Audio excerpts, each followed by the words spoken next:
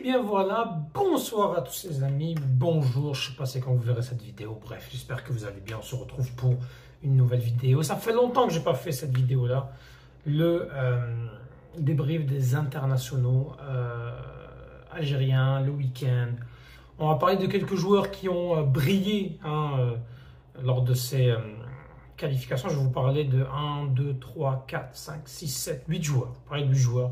Je ne vais pas en faire beaucoup. Parce qu'il faut parler d'abord de quelque chose qui est très important, c'est Amine Gouiri, les amis. On parlera ensuite des attaquants qui ont brillé, en tout cas des attaquants milieu de terrain qui ont particulièrement brillé lors de ce match-là. Et puis Amine Gouiri qui était, depuis sa blessure, il n'a pas joué le match avec l'Olympique de Marseille face à Victor 6-2 des Marseillais dans un quadruplé de Greenwood. Malheureusement, Gouiri était dans un dilemme cornélien. Est-ce qu'il se fait opérer ou est-ce qu'il fait 4 semaines de rééducation? Il ne savait pas encore qu'est-ce qu'il devait faire. Et c'était difficile. Et finalement, un communiqué de l'Olympique de Marseille qui n'a pas voulu prendre de risques et qui a annoncé que Gouiri va faire son opération et va donc manquer 3 mois. Et je pense que c'était difficile pour lui, sachant que je vous rappelle, Gouiri n'a pas joué la CAN 2023 avec Belmadi à cause d'une blessure. Et aussi, on parle également que potentiellement il y a eu des conflits, peut-être un malentendu entre lui et Belmadi en tout cas. Bref, il n'a pas joué cette Coupe d'Afrique des Nations. Et il ne savait pas quoi faire. Et depuis cet incident-là, lors du dernier match de la qualification, je pense que Gouiri s'est dit, bon, la Coupe d'Afrique des Nations c'est dommage, je pourrais la rater. Mais je pense que pour lui, le Mondial 2026 c'est important. Et il a décidé de prendre le pas. Et donc, il manquera 3 mois de compétition. Amine Gouiri n'est pas là. Quelles sont les conséquences sur l'équipe nationale? Eh bien, il nous manquera un 9. On n'a pas beaucoup de 9. Ça veut dire que Bounjah a peut-être l'opportunité d'être à cette Coupe d'Afrique des Nations. On parle aussi également de Bakrar qui pourra avoir un rôle à jouer. Gouiri, c'est quand même un joueur qui revient beaucoup participer au jeu, qui peut être aussi polyvalent pour jouer à gauche, qui peut aussi jouer en numéro 10. Un Gouiri, c'est un gros manque. Parce que ce joueur-là, techniquement, il est très très intéressant. Et malheureusement, sa perte n'est pas une bonne nouvelle, loin de là. Mais je pense que Bakrar a l'occasion de jouer. Parce que je pense que Chiacha ne pourra pas avoir d'opportunité de faire quelque chose. Et puis à gauche, ça rebat aussi un petit peu les cartes. Parce qu'à gauche, on a Amoura qui peut jouer. Amoura peut aussi jouer en pointe. Mais derrière Amoura, on met qui? Donc voilà. Ça va être une très très bonne question à se poser. En tout cas, Allah Ishafi à Amine Gouiri. On lui souhaite un bon rétablissement. Qu'il revienne très fort pour l'Algérie et pour l'Olympique de Marseille. C'est dommage parce que je pense qu'il aurait très bien pu participer à la rotation. Il était très très bon dans son dernier match. Il avait fait une passe D, un but. C'est dommage qu'il n'a pas pu enchaîner. Mais bon, on espère qu'il reviendra très vite pour l'OM en janvier pour qu'il puisse être en forme et pourquoi pas être au top de sa forme et en très bon rythme pour la Coupe du Monde 2026, Inch'Allah. Bref, voilà, Allah fait pour Amine Gouiri. C'était très important d'en parler pour moi. Sinon, on va parler un petit peu de quelques bonnes performances. Allons-y un petit peu par ordre chronologique. Si je ne me trompe pas, bon, on va aller d'abord avec le premier et on va aller avec Hicham Boudaoui.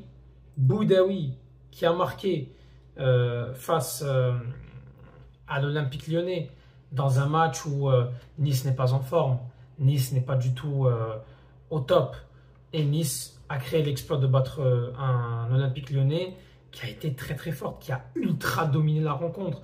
On a quand même un expected goal de 3,39 contre un expected goal de 0,60. On a quand même 29 tirs à 5 pour Lyon. 5 tirs. Seulement, je crois que d'ailleurs, sur les 5 tirs, il n'y en a que 3 qui sont cadrés. Et donc 3 buts. Alors là, c'est impressionnant. Et Boudaoui qui fait un très bon match. Qui marque déjà. Parce qu'il quand même, il fait un but. Et puis... il a eu donc son seul tir cadré, son seul tir qui lui a ramené le but. Au niveau des passes, il a essayé de faire de son mieux. Pas mal de passes dans la moitié adverse, des passes longues qu'il a essayé. Au niveau du dribble, Il n'a pas réussi vraiment de dribble, quelques pertes de balles, mais en récupération de balles, il a été très très intéressant. Beaucoup de récupérations, beaucoup de duels aériens remportés. Je pense que Boudaoui a fait un très bon match. Ce n'est pas l'homme du match, mais il fait partie des meilleurs joueurs de cette équipe qui a permis à Nice de remporter ce match face à un Olympique Lyonnais qui est en train de patiner après avoir perdu face à Rennes, mais là face à Toulouse qui perd encore et ça commence à devenir inquiétant pour les Lyonnais. Eux qui ont réussi à rester en Ligue 1 administrativement, ça commence à être difficile pour eux. En tout cas, Boudaoui fait un bon match et ça fait plaisir. C'est pas souvent qu'il marque, on doit quand même le souligner. On a eu un Ben Sebaini qui a été sur le banc. Parce que voilà, l'Algérie, l'équipe nationale a été invitée par le président Abdelmadjid Tebboune pour célébrer cette qualification. Donc il a été sur le banc, mais il a été très vite, il a remplacé Niklas Souleux qui a fait une première mi-temps vraiment mauvaise. Alors je pense que voilà, au niveau de son match, il a réussi à stabiliser un petit peu la défense, mais ça n'a pas permis à son équipe d'aller chercher un match nul dans le Der Klassiker face au Bayern Munich de Michael Olise, de Harry Kane, de Nicolas Jackson, de Luis Diaz. Bref, victoire du Bayern 2-1. Dortmund est dans le quatrième, encore une fois. C'est sa première défaite de la saison. On verra ce qu'ils vont faire. Pour l'instant, ils sont quatrième derrière Stuttgart, Leipzig. Et puis le Bayern qui est largement premier, les amis. On y va ensuite avec l'une des grosses perfs. Un Anis Hadj Moussa qui a eu un 10 sur 10 sur SofaScore avec un doublé, une passe décisive. Que demande le peuple de plus? Que demande le peuple de plus? Il met d'abord son premier but qui arrive sur le côté gauche du gardien et un deuxième but qui est vraiment bien placé. 7-0 face à Héraclès. Toute l'équipe a été catastrophique.